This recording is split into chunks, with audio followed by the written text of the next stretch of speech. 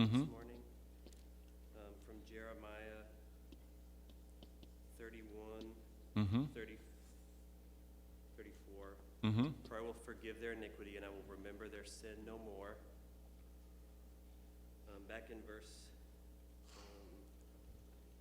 33, it's saying that he's making this covenant with the house of Israel. And in Ezekiel 36, 26, it says, I will give you a new heart, and a new spirit I will put within you. And I will remove your heart of stone from your flesh and give you a heart of flesh. And back in 22, it says, therefore say to the house of Israel. So, Mm-hmm.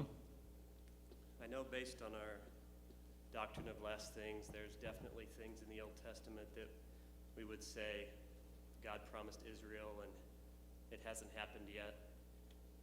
So basically, how do we know that these two passages, or just any passage when it says this is to Israel, how do we know when it can also apply to us? What a good question. How come, did you guys stay awake at night trying to get my favorite questions? I will give the short of that. That is a perfect, what Nate just asked is what has spawned this conflict between covenant theology and dispensational theology. How do you have Ezekiel 36 and Jeremiah 31, which was written, as Nate just said, to the house of Israel? How do you have that applied to the church? You have two ways. By the way, I'll give you why we do it. Look at Matthew 26:26 and see, I'm not sure if that's exactly right, but it's close. Look at Matthew 26. Actually, no, it's 28. Jesus, and it's not just there, I was just giving you a tag. In Matthew 26:28, looked at the disciples who were, he had commissioned to be the apostles of his church. And he told them that his blood on the cross was the blood of the, what does verse 28 say? New covenant. So what Jesus did is, he gave to the church at communion, right here in Matthew 26, he gave them the spiritual benefits of the new covenant. But he never removed the fact that the original primary purpose of the new covenant is with the house of Israel. Because the new covenant has a lot of parts to it. That's right in here when it says everyone's going to know and all this stuff.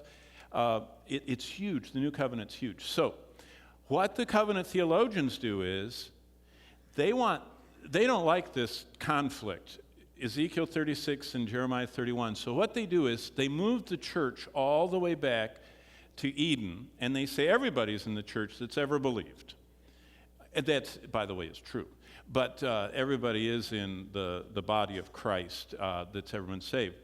But what they say is there's no ethnic future promise for the genetic descendants of Abraham.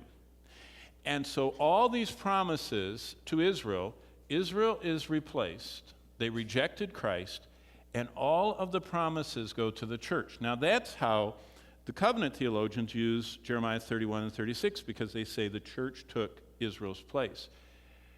That's not a good hermeneutic, because Jesus only told them that they were partaking in the benefits of his shed blood, not his promises that he made to Israel. You know, there's a lot of things God promised Israel that have never happened. So either he's unable to keep his word, or we're mistaken what he said.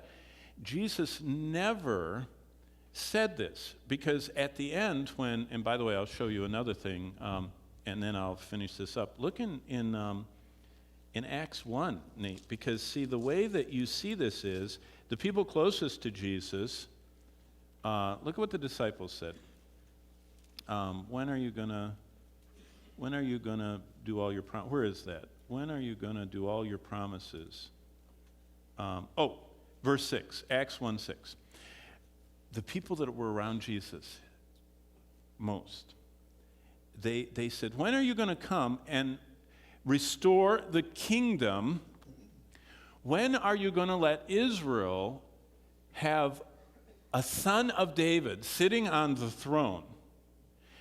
In Acts 1:6, there had been no son of David sitting on the throne for 600 plus years.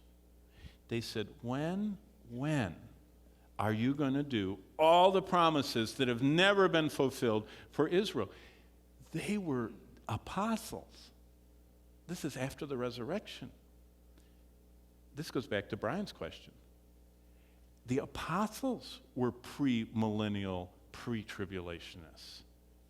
Paul was too. And they're saying, when is all this stuff to Israel? And how tragic that St. Augustine can say, sorry guys, you got it wrong. And Calvin can say, no future for Israel. And Luther can say, kill all the Jews. There's no future for them.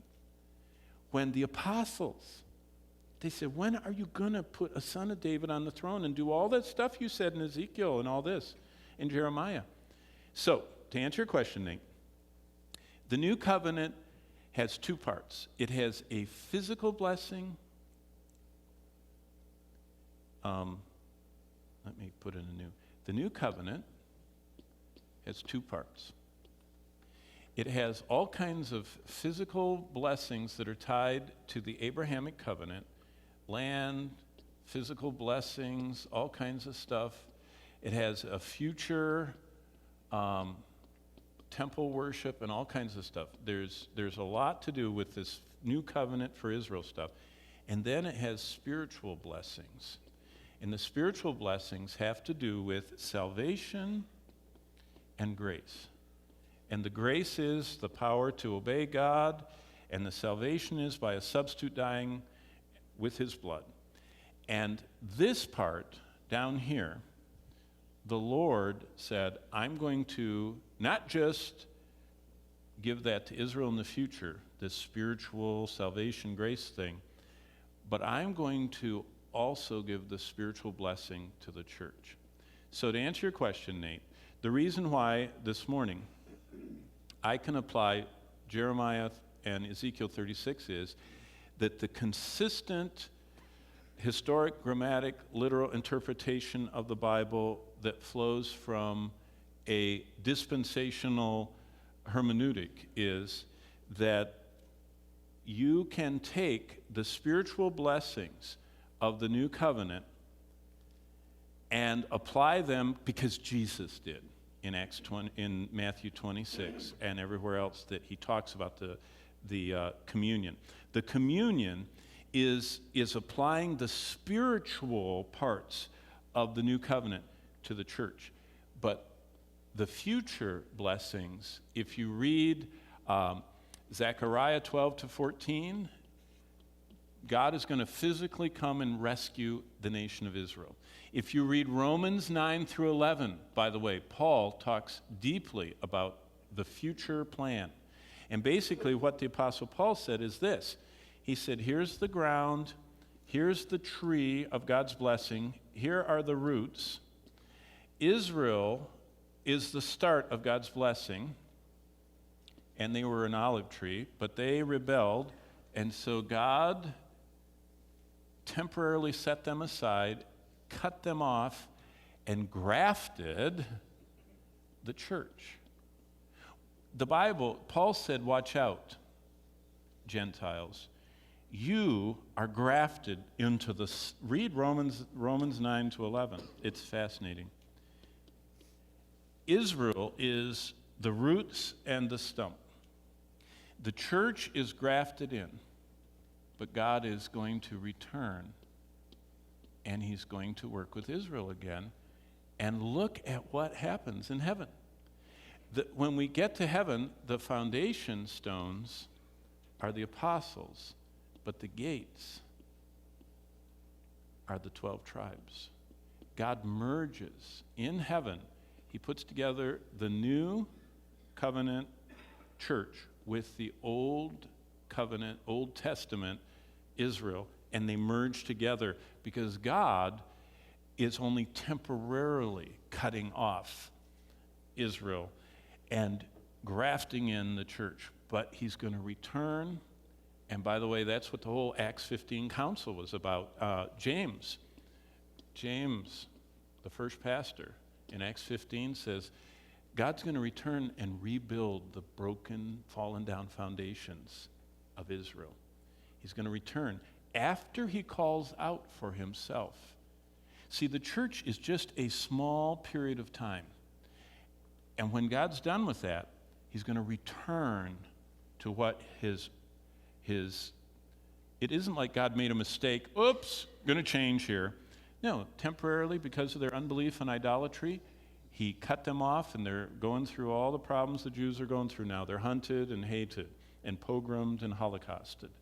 But they're going to be rescued, and for 1,000 years are going to reign as king over all the nations out of Jerusalem. So I'm not sure, did you ask that, Nate? How did we get to that? But do you understand what I mean about the reason we do the new covenant is because Jesus applied it to us at communion. That's the short answer. I should have told you that at the first.